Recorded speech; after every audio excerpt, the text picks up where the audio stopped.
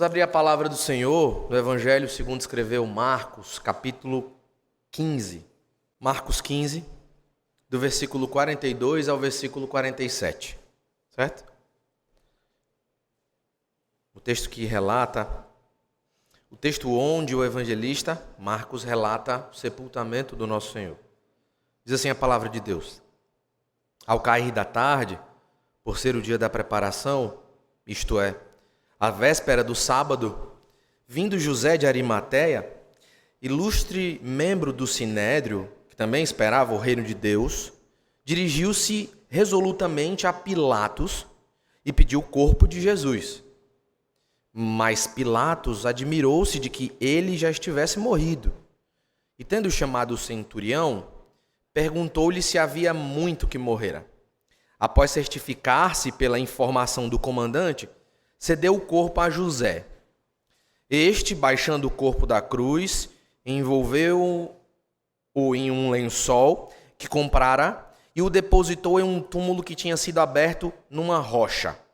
E rolou uma pedra para a entrada do túmulo. Ora, Maria Madalena e Maria, mãe de José, observaram onde ele foi posto. Essa é a palavra do Senhor. Vamos ter mais uma palavra de oração? Oremos. Santo Deus e amado Pai, Pai do nosso Senhor e Salvador Jesus Cristo. Louvado seja o Teu nome, pois no Teu dia reservado para adoração, para cultuarmos o Teu nome de maneira comunitária, unidos como povo santo, estamos aqui para ouvi-lo através da palavra, não por mim mesmo, que estou aqui, para exercer o ofício para o qual fui chamado, mas pela Tua própria palavra, Senhor. Fala a nós, por favor. Reforça a oração que já foi feita pelo amado presbítero, pedindo que o Senhor traga luz à nossa mente e para que a Tua palavra venha, se necessário, nos confrontar, admoestando ou trazer um ânimo, nos exortando. Nós oramos em nome de Cristo Jesus. Amém.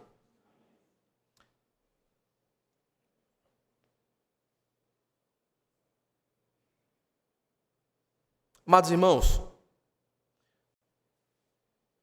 nós lemos a palavra de Deus, mas nós estamos rodeados de pessoas. Quando nos despedirmos aqui, findar o dia do Senhor, estaremos no trabalho, estaremos até mesmo conversando com vizinhos, até mesmo entre familiares, possivelmente com gente que não é crente, É muito comum nós ouvirmos entre as pessoas um ditado popular, certo?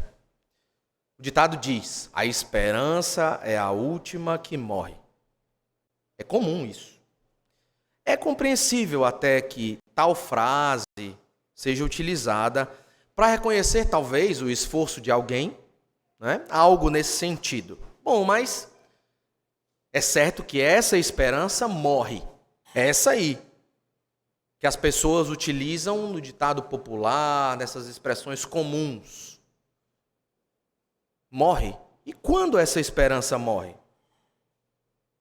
Morre quando você confia que conseguirá algo, ou quando alguém promete algo para você, e até determinado momento você está alimentando expectativas para adquirir isso, para conquistar isso daí, para abraçar o esperado, mas ali, no último momento, ela vai e se esvai das suas mãos, não é? É como se você tentasse socorrer alguém. Imagine essa cena. Você tentando socorrer alguém que tem sede. Você conseguiu se comunicar com essa pessoa de alguma forma. Só que essa pessoa está a 1 quilômetro de distância. E essa pessoa está morrendo de sede, com muita sede. E para beber água depende a vida dela. Só que você não tem nenhum recipiente ali para conseguir coletar esse líquido e levar até essa pessoa. Você tem as suas mãos. Você pega então com as suas mãos e começa a caminhar ou talvez até correr. Mas como você não tem um recipiente adequado, você percebe poucos metros depois que não será possível socorrê-la. Essa esperança sumiu, se esvaiu. Essa esperança morreu. Veja, se você levar até as últimas consequências, o que o senso comum, o que o ditado popular ensina sobre esperança, é o que irá acontecer. Essa esperança morre. Se a sua esperança está em promessas ou na próxima estação, veja bem, não é? Vai passar o inverno, as coisas vão melhorar quando o verão chegar. Se a sua esperança, suas expectativas estão nisso daí, irmãos, essa esperança pode morrer. Você pode ficar muito frustrado. Se você acreditar no que o senso comum ensina, isso vai acontecer, frustração vai chegar. Pois a sua esperança está no lugar errado. Pode ter certeza disso. No nosso texto que lemos já aqui, nós somos ensinados algo diferente sobre a esperança, mas a verdadeira esperança, a real esperança. Vamos ler novamente o versículo 42 e 43. Diz assim a palavra do Senhor. Para os irmãos que chegaram ainda há pouco, nós estamos lendo em Marcos, capítulo 15, do versículo 42 ao 47. No presente momento, nós vamos ler os dois primeiros versículos, 42 e 43. Diz assim a palavra. Ao cair da tarde, por ser o dia da preparação, isto é, a véspera do sábado, vindo José de Arimateia, ilustre membro do Sinédrio, que também esperava o reino de Deus, dirigiu-se resolutamente a Pilatos e pediu o corpo de Jesus. Nós somos levados, amados, ao momento entre a morte do nosso Senhor e o seu sepultamento aqui. José de Arimateia está ali perto.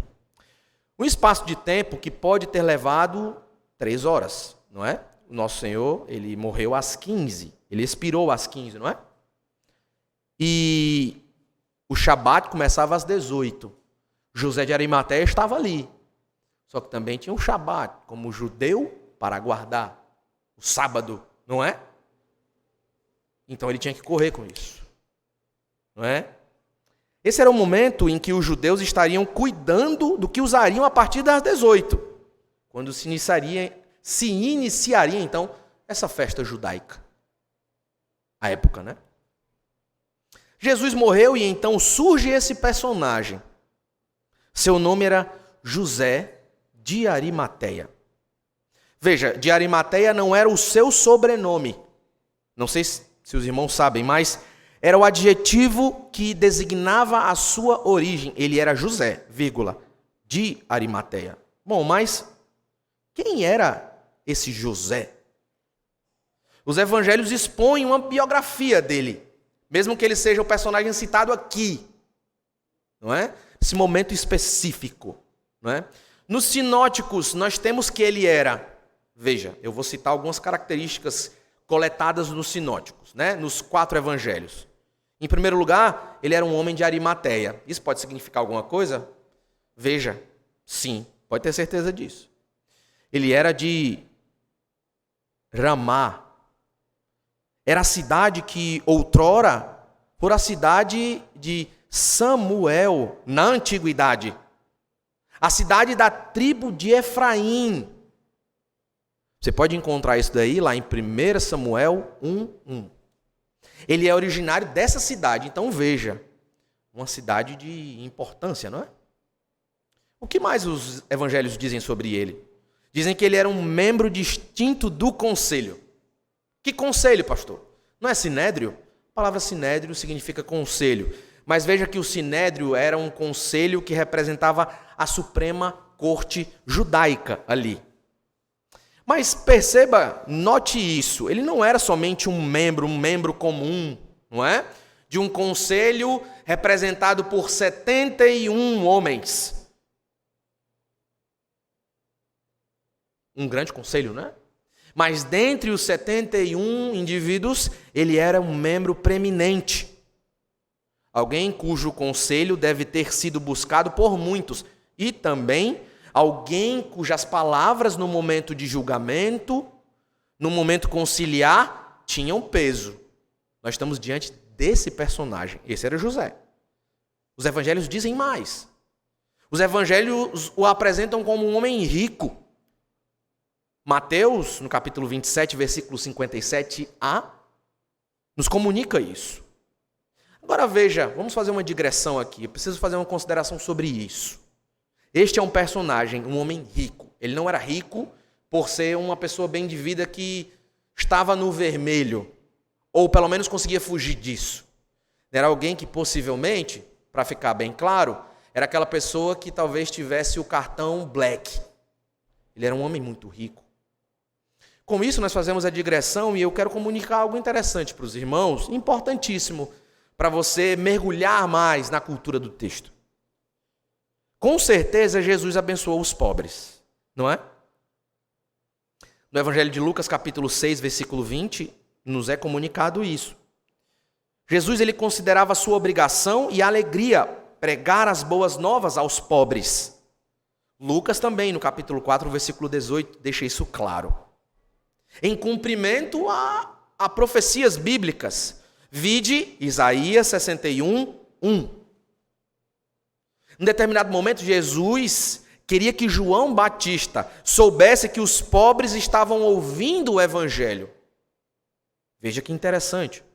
Ele também apresentou os perigos das riquezas. E o próprio Marcos, no capítulo 10, do versículo 23 ao 27, nos comunica isso. Mas isso não significa que o reino de Deus, ou no reino de Deus, melhor dizendo, não existe lugar para os ricos. É um equívoco grande. Digo até, de poucas décadas para cá, algumas pessoas entenderem isso, né? Leem de uma maneira muito torta, por um lado do espectro político até, as escrituras e entendem, não, Deus ele favorece os pobres, no fim das contas, tornando-se até como se fosse uma salvação por obras, ou um determinismo, né, absoluto. Você nasceu pobre, você então é salvo. Mas é um equívoco. Alguns personagens registrados na escritura devem ter sido ricos. José de Arimateia era um destes, não é? Quando você lê sobre a vida e as posses que os patriarcas tinham na antiga aliança, você acha que eles eram pobres? Não é? Não. José de Arimateia era um desses personagens que a Escritura nos apresenta como alguém muito rico. Mas, pela graça soberana de Deus, todos eles eram ou se tornaram, com a condição financeira que tinham, desejosos de contribuir generosamente para a causa de Deus e seu reino.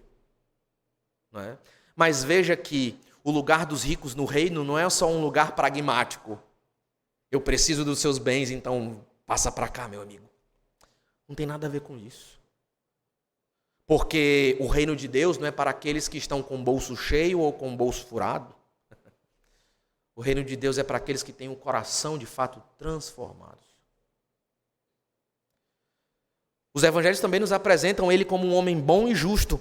Lucas o descreve como um homem bom e justo, no capítulo 24, versículo 50a do evangelho. Agora, algo muito interessante é que este homem, como nos é apresentado aqui em Marcos, versículo 42 e 43, ele era um crente na vinda do reino de Deus. Reino este que ele aguardava com ansiedade. Isto é, em harmonia com a própria mensagem de Cristo. Este homem, José, ele acreditava que o reino de Deus na vida e no coração das pessoas estava sendo estabelecido. E seria mais e mais estabelecido. Em um sentido, este homem se tornara um discípulo de Jesus. É o que nós lemos no Evangelho de Mateus, capítulo 27, versículo 57, parte B. Mateus o descreve como um discípulo de Jesus. Aí você pode, então, discutir. Então vamos no vocábulo original. Não é possível que ele seja um discípulo como os demais. Queridos, uns fugiram quando Jesus foi preso, outros estavam fugindo enquanto ele estava no ministério ativo. Quem era mais ou menos discípulo aqui? Não é sobre isso que os evangelhos discutem, queridos. Você quer dizer então que o evangelista ele é um mentiroso? Porque ele o apresenta como matetes, assim como Pedro, João e os outros apóstolos são chamados. E não somente estes. Dezenas de pessoas, quando foram enviados no meio do ministério de Jesus para pregar boas notícias, curar enfermos, libertar pessoas possuídas de demônios, vivendo em cativeiros na sua alma, essas pessoas eram matetes, tanto quanto José de Arimateia. Era um discípulo. Em certo sentido, ele era um discípulo. Tanto que não concordou com a decisão do Sinédrio, certo? Onde é que eu posso verificar isso, pastor? Me prove. Vai em Lucas, capítulo 23, do versículo 50 e 51. Ele não concordou com a decisão do Sinédrio de condenar o nosso Senhor à morte. Você pode então perguntar, então ele ficou em casa, não é possível. Enquanto a reunião no Sinédrio acontecia, veja, amados, você lembra que horas aconteceu a reunião no Sinédrio? Era madrugada, né? Eles não deveriam nem estar reunidos. Era uma lei entre eles. Existia isso. O Sinédrio não poderia reunir naquele horário. Mas ele poderia estar em casa, é muito provável, né? Pelo horário. Esse pode ter sido muito bem o caso. Porque os evangelistas nos apresentam ele como um discípulo que preferia ficar escondido. É outra coisa que os evangelhos nos apresentam, outra característica de José de Arimateia. Até esse momento ele era um discípulo em secreto. Note o que João, no Evangelho, capítulo 19, versículo 38, diz. José de Arimateia, um discípulo de Jesus, mas em segredo. Por qual causa? Ele queria trabalhar por trás das cortinas? Não, João diz no texto mencionado. Por medo dos judeus, ele era um discípulo em secreto. Este era José de Arimateia. Esta figura mencionada aqui no texto. Até o momento, um homem que não tinha coragem. Perceba. Mas aqui mudar a sua atitude. Por sinal, de maneira significativa, ele mudou a sua atitude. Vários fatores devem ter levado este homem a mudar a sua atitude. Mas sem dúvidas, a graça soberana do Senhor agindo em sua vida foi o fundamento que mudou a sua atitude. Então, somos conduzidos de uma cena onde José de Arimateia é apresentado no versículo 42 e 43, e chegamos então a um outro personagem para o qual José de Arimateia se dirige. Vejamos no versículo 44 e 45. Mas Pilatos admirou-se de que ele já tivesse morrido. Essa admiração é porque Jesus já tinha morrido. E ele ouviu isso de José, né? Ele não acreditou em José, ele chamou então o centurião. Perguntou-lhe se havia muito que morrera. Após certificar-se pela informação do comandante, cedeu o corpo a José. Veja isso. José mudou, irmãos. Mas o que ele fez? Que deu o testemunho da mudança de José. Amados, ele aparece em público. José outrora escondeu a sua fé com medo dos judeus, com medo dos 70 ou 69 colegas de Sinédrio, imagine isso. Fazendo pressão sobre ele, e mais na frente você verá possivelmente sobre Nicodemos. Ele tinha medo, mas aqui não. Aqui não. Não esconderei mais a minha fé. O texto diz no versículo 43, na parte B, dirigiu-se resolutamente a Pilatos. Resoluto. O governador da Judéia, este era Pilatos, não é? Romano, ele não gostava de judeus. Diga-se de passagem, principalmente os do Sinédrio. Porque esses membros do Sinédrio, eles administravam de maneira política também o povo de Israel. Em alguns momentos tínhamos choques aqui. A prova disso é o que acontece nos evangelhos, não é?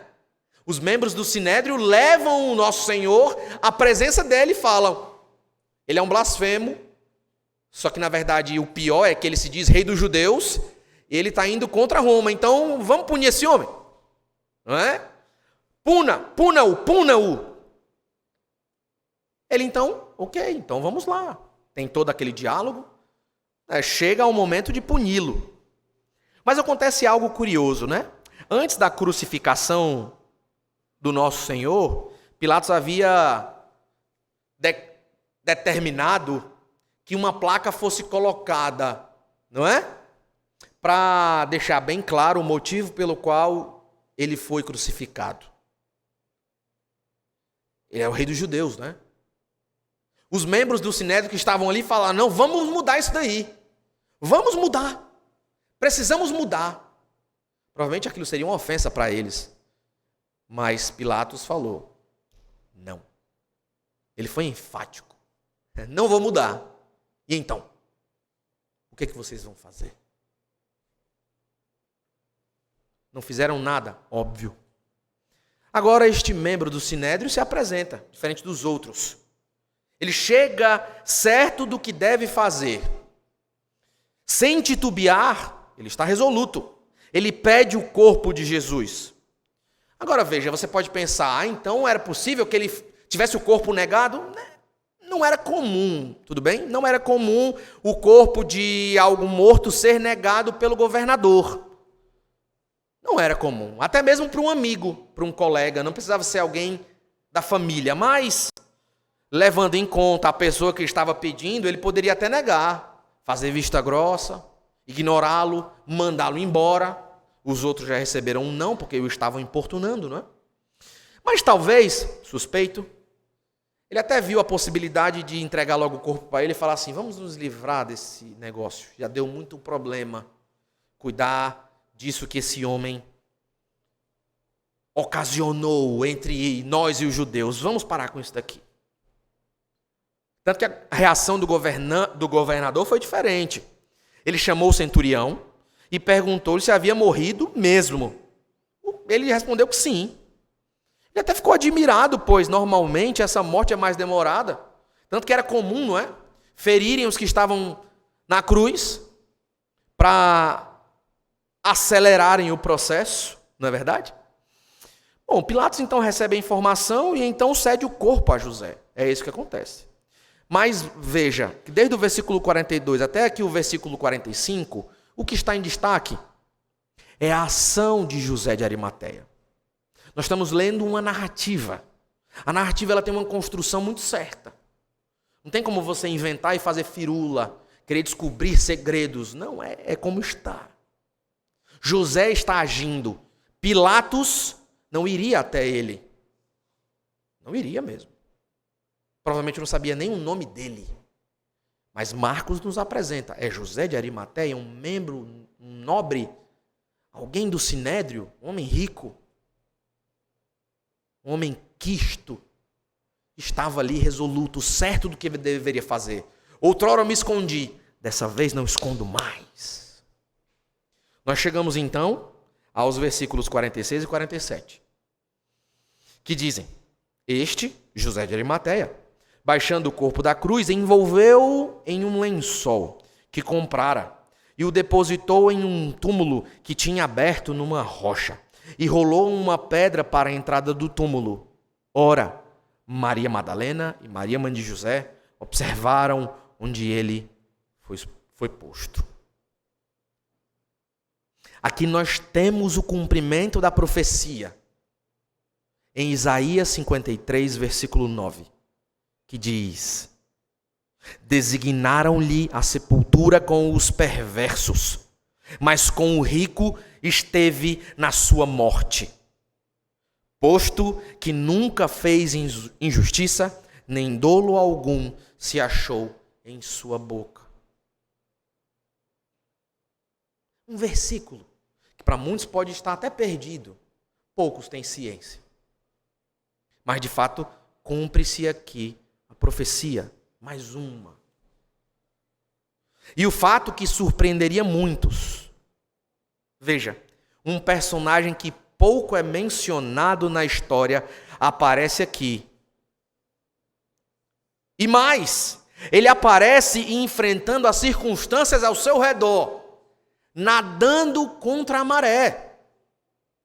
As circunstâncias não estão favoráveis a José de Arimateia, mas ainda assim ele vai e enfrenta, certo de algo. Que algo é esse? Porque os outros fugiram, mas ele está aqui. Os outros estavam com ele até aquele momento. Mas este homem que até esse momento ficava escondido pelos cantos, à sombra, está aqui. Por quê? Por quê? Era só ele? Alguém pode se questionar. Veja, pastor, o texto cita, faz uma menção honrosa a mulheres ali próximas. No versículo 47, Maria Madalena e Maria, mãe de José, observavam onde ele foi posto. Alguém pode pensar, mas esse José aí, é José de Arimateia? A própria mãe dele o está observando? Não, irmãos. Nos evangelhos sinóticos, nos outros paralelos, nós somos comunicados que não é desse José. De José é o menor, certo? É outro personagem. Fato é que Marcos registra essas mulheres observando. Elas estão aqui. Aí você pensa, elas não fugiram. Veja, uma salva de palmas. Alguns até inspirados num feminismo, não é? Em ideologias secularizadas e que causam a morte. Louvam essa atitude, Olha aí, tá vendo? Enquanto os homens fogem, as mulheres estão ali. Elas são fiéis, mas que absurdo, que absurdo. Deixa-me falar algumas coisas sobre essas personagens que são citadas aqui. O texto nos apresenta essas figuras observando e acompanhando. Nós não podemos precisar se elas estavam ali próximas, dando suporte a José de Arimateia. Lamentavelmente, quebra-se muito o segundo mandamento, não é? Cria-se imagem do nosso Senhor. E essas questões que envolvem a quebra do segundo mandamento. Aí o que se entende de interpretação bíblica é o que se vê em imagens, em histórias apócrifas, criadas por homens, e se volta à Escritura. Se você outrora já usou desses artifícios, veja, o ponto aqui não é argumentar com você se você está certo ou errado. É colocar um ponto quanto à influência que esse tipo de ferramenta traz para a sua interpretação errada.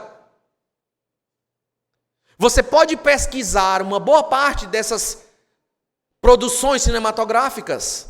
Dentre tantos equívocos e erros e pecados, cometem aquele de colocar as mulheres ajudando. Em nenhum momento o texto diz isso. Em nenhum momento o texto diz isso.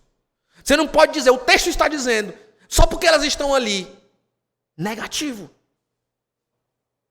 Até porque Marcos, no capítulo 15, versículo 40, diz que elas estavam observando de longe. Observar de longe é estar ao lado, como essa pessoa está sentada ao seu lado aí. Ela vai ver só você fazendo ali. Não vai arregaçar as mangas para lhe ajudar a preparar o serviço que você tem que fazer. Marcos é preciso, elas observavam de longe. Há um momento que o evangelista comunica a nós, menciona a nós uma aproximação dessas personagens. E qual é? Depois do sábado. Só no domingo, dia do Senhor, que elas vão encontrá-lo. Não é? Só ali. Elas se aproximam ali. O texto nos mostra as mulheres observando. Elas sabiam onde ele foi enterrado. Elas não foram ajudar a empurrar a pedra. Entenderam? É diferente isso. É diferente. Por isso eu acredito que elas estavam de maneira muito semelhante a como os discípulos que fugiram estavam. Elas não estavam se envolvendo, estavam só observando. É isso. Elas não colaboraram de fato, arregaçando as mangas e colocando a mão na massa, como dizem, né? Mas outro personagem sim é mencionado. Nesse momento aqui. Sim, junto com José de Arimateia. No Evangelho de João, capítulo 19, versículo 39, está escrito: e também Nicodemos. Olha isso. Aquele que anteriormente viera ter com Jesus à noite, foi levando cerca de 100 libras, o que equivale a mais ou menos 30 quilos. Veja, 30 quilos de um composto de mirra e aloés. Era pouco ou era muito? Muito, irmãos. O que significa isso? Que ele também era um homem muito rico. Agora veja, Nicodemos participa desse momento voluntariamente. Ninguém o chama. Ele surge, é mencionado no texto do Evangelho de João, capítulo 19, versículo 39. Está ali, participando voluntariamente. Ele que, segundo, agora sim, veja, textos rabínicos, a Escritura não nos mostra isso. Textos rabínicos sugerem que ele era membro do Sinédrio. Sugerem, é possível. Estamos aqui com José de Arimateia e Nicodemos que surge nesse momento, né? José então desce o Senhor da cruz e o sepulta ali num túmulo recém-preparado para a utilização. Eles não precisariam, não fizeram isso, precisar violar um túmulo, não é? Um lugar já sujo, impuro, porque um morto já estava ali enterrado. Um túmulo novo foi preparado para o nosso Senhor. E José preparou isso. Não violaram nenhum túmulo. Usariam este que José, graças a Deus, com os bens que tinha, preparou para o Senhor. Há horas atrás, entenda isso. Nós estamos lendo um texto e às vezes nós estamos em sermões, né? Expositivos.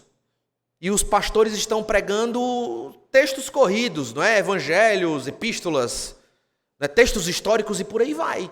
São perícopes que surgem. Às vezes não é um capítulo inteiro. Então você fica de um domingo para o outro para ouvir a continuação. Não é?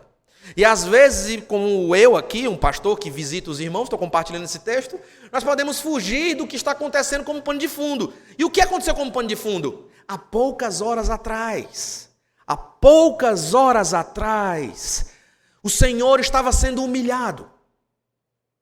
Era isso que estava acontecendo.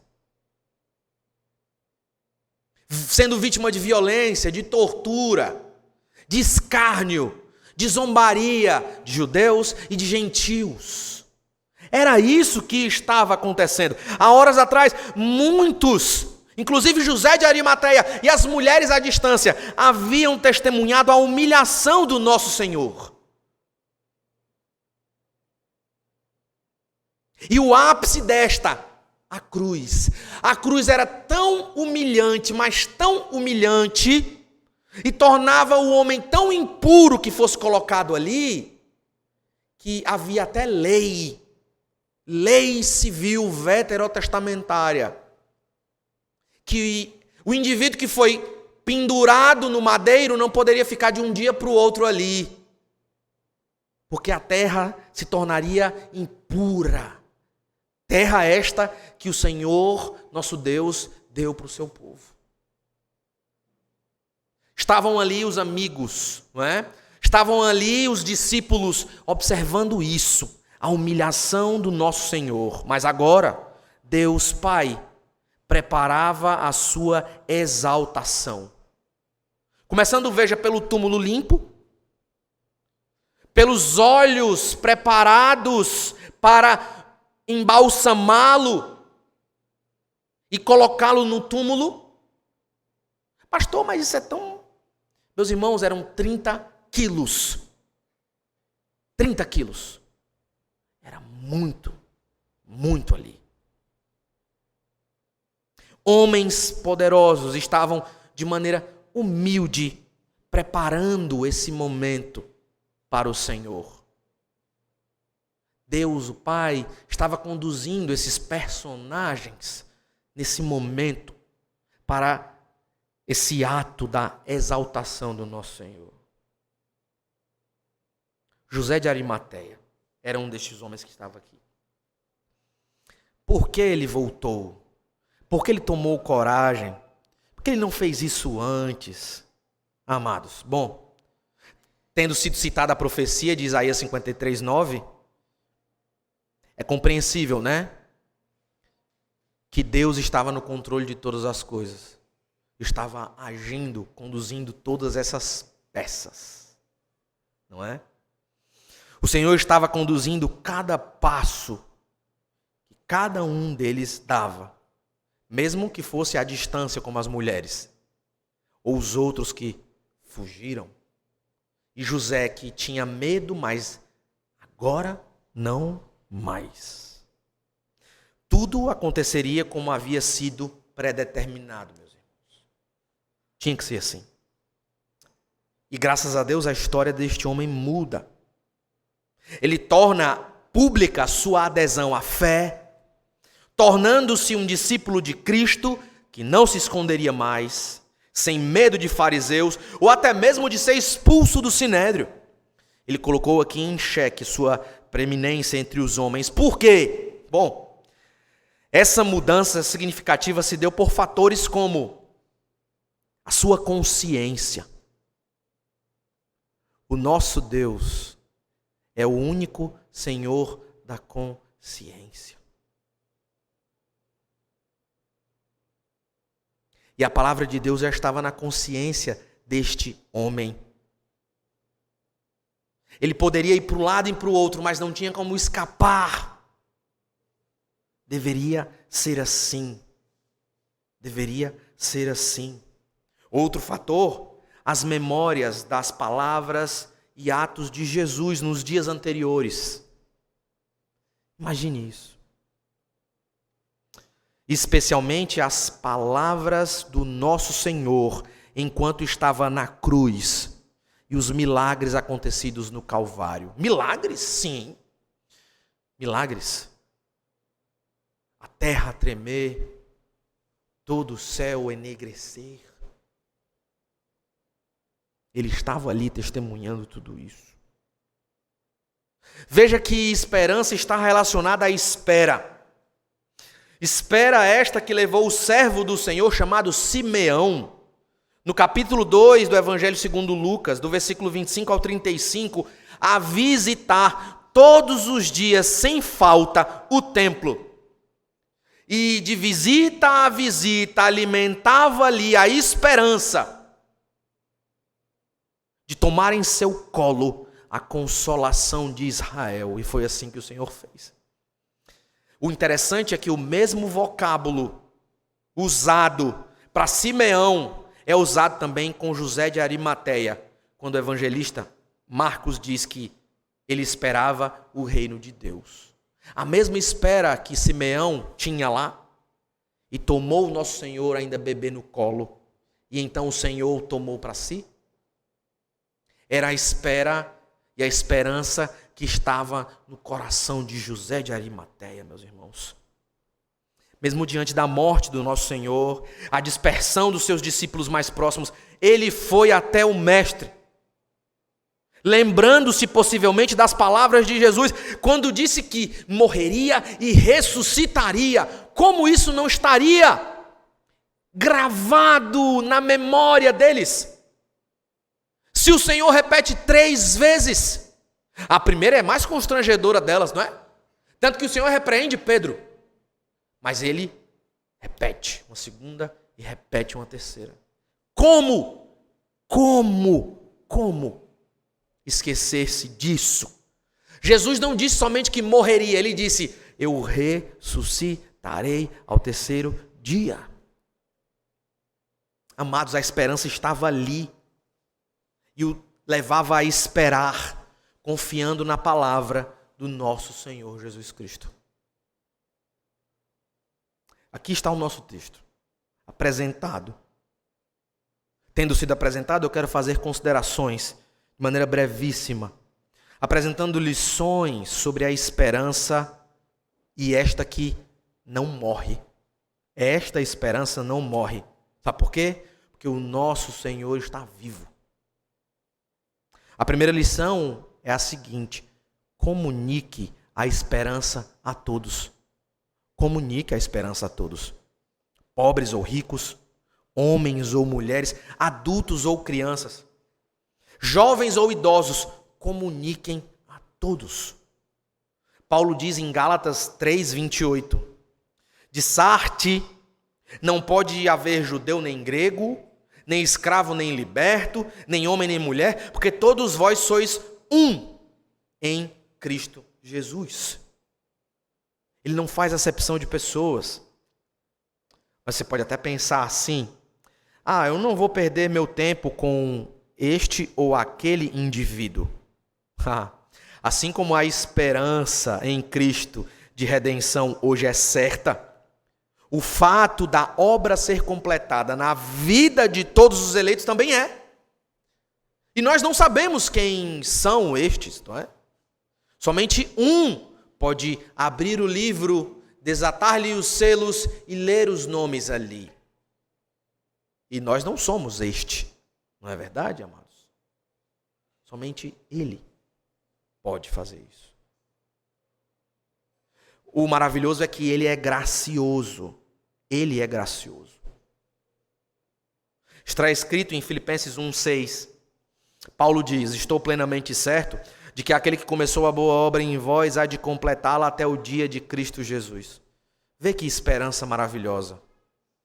Esperança para você que caminha com alguns irmãos que estão com a esperança um pouco frágil, não é? Talvez um pouco oscilantes. Esperança também para você que está com uma fé oscilante. Não sabe o que fazer. O Senhor há de completar a obra que iniciou. E isso é maravilhoso. Comunique essa esperança a todos. Comunique essa esperança ao seu irmão que está ao seu lado. Ele vai fazer isso. Não deixe isso esfriar no seu coração.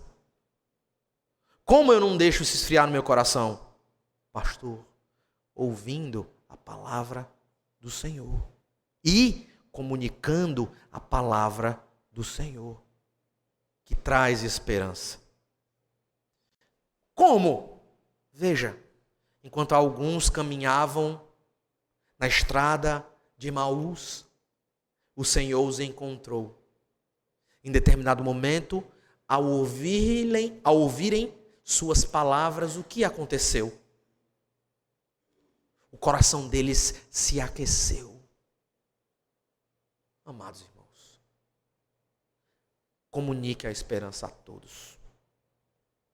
Segunda lição, a esperança o leva a agir. José de Arimateia agora estava disposto a enfrentar todos os desafios e não ficar mais de braços cruzados. Eu não vou ser só mais aquele que vai observar. Ele saiu do testemunho de discípulo secreto para o testemunho de discípulo público. Sendo quem era, muito conhecido, imagine, ele precisava colocar no outdoor?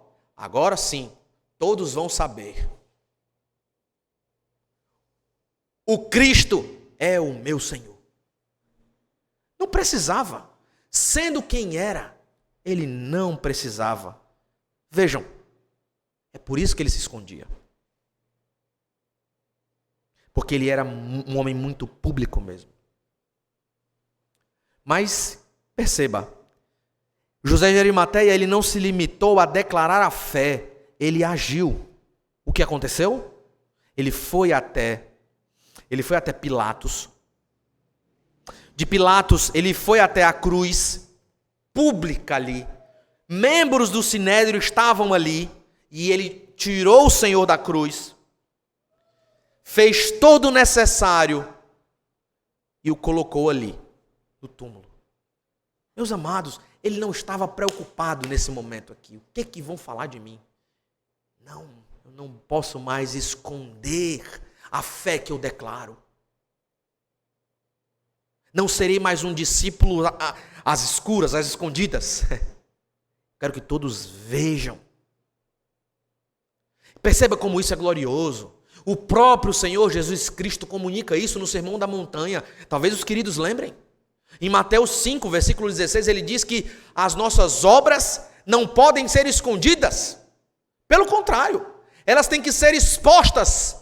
Com qual propósito? Nós somos estrelas que devemos brilhar? Não. Nós devemos ter as nossas obras expostas para que os homens vejam a glória do Senhor. Esse é o propósito. Aquele que tem esperança, age. Não fica de braços cruzados, não fica escondido. Algumas pessoas, lamentavelmente, vivem em inércia. Estão parados enquanto aqueles que estão ao seu redor estão em movimento. Isso é muito ruim, né? É muito ruim. Queridos, eu lamento informar, para você que talvez esteja na inércia, a igreja ela é triunfante. Ou eu trago essa boa notícia para você, a igreja é triunfante. É comunicado a nós nas Escrituras que nem as portas do inferno prevalecerão a igreja. A igreja ela não fica parada, em si mesmada. Ela anda em progresso. E aqui não confunda a palavra progresso com uma ideologia política. Estou falando de desenvolvimento. O próprio apóstolo Paulo fala isso em Filipenses 1:6. Não é? Aquele que começou a boa obra há de completá-la. Ele trata de um desenvolvimento. Nós somos indivíduos, mas nós compomos um corpo, certo? Então a igreja anda nessa direção, de maneira triunfante. Alguns podem ficar por aí de braços cruzados. Mas eu digo uma coisa, a esperança leva você a agir. Você não vai ficar desse jeito. Terceira e última lição. O seu amor expressa a esperança. José cuidou do Senhor. Cuidou, tirou da cruz, preparou tudo e o colocou no túmulo. Enquanto os demais discípulos estavam escondidos ou à distância, não é? Ele decidiu fazer alguma coisa, agir. Isso expressou o amor que ele tinha pela causa de Cristo. Não por querer aparecer. Agora eu quero mostrar para os meus colegas discípulos que eu sou melhor do que eles. Não era. Porque tinha muita coisa em jogo. Percebe? Tinha muita coisa em jogo. Isso expressou o amor que ele tinha pela causa de Cristo. Amor que o levou a reconsiderar até manter-se escondido ou não. Amor que o levou a agir sozinho, sem esperar alguém para ajudá-lo. Ei, carrega esse tecido para mim. O texto não nos comunica que tinha ajuda.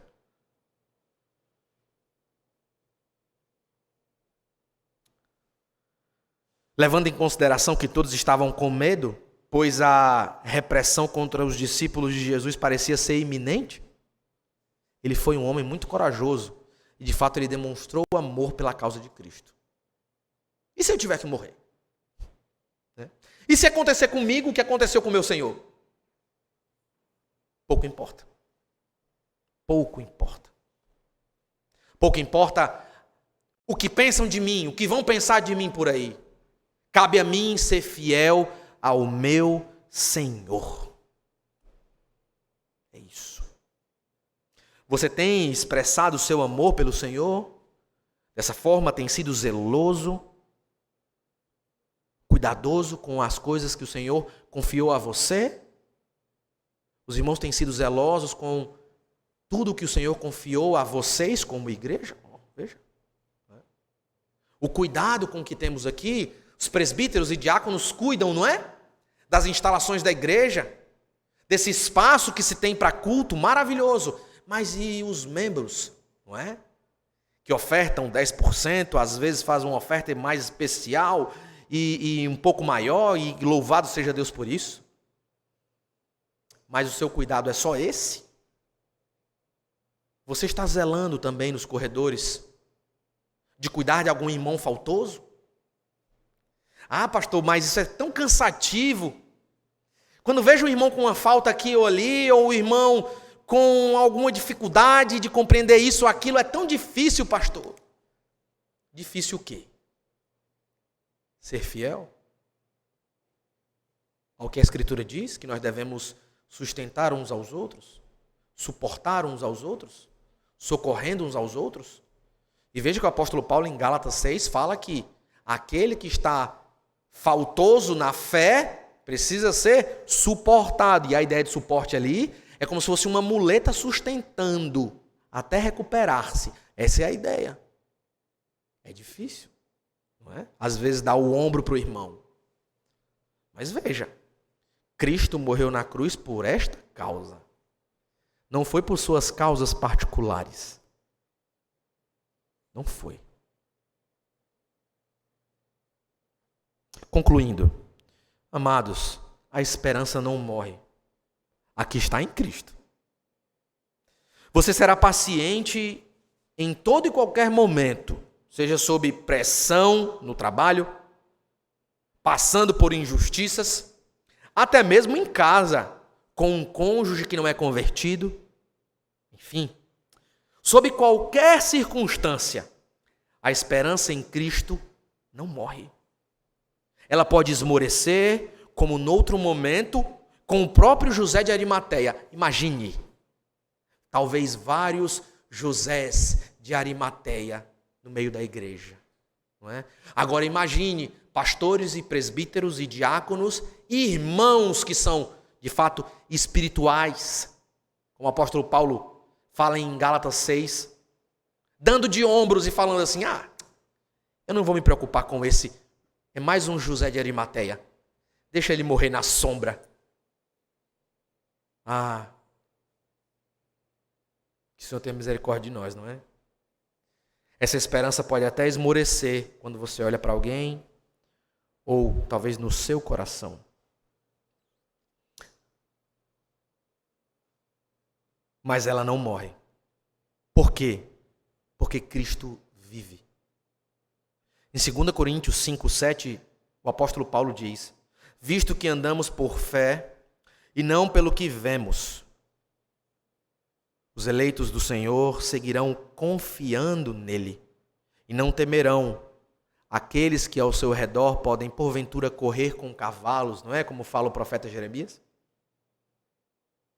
Nós confiamos em quem, afinal de contas, não é? A nossa esperança, a nossa segurança, o ato de esperar nos dá segurança. Por quê? É porque você tem a melhor ferramenta à mão? Ou é por causa de Cristo? Porque sem Cristo, toda e qualquer ferramenta é nada. Vamos orar?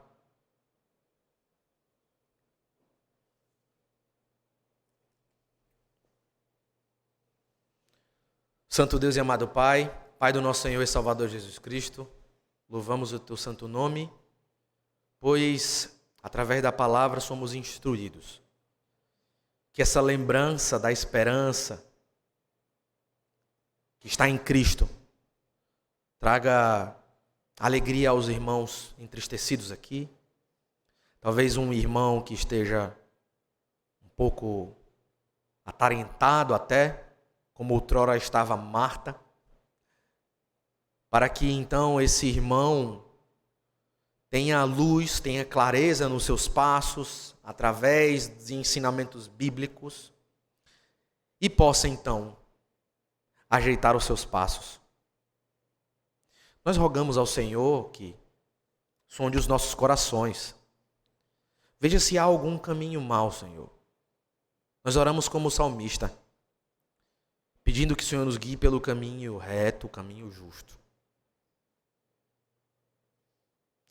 E oramos em nome de Cristo Jesus. Amém.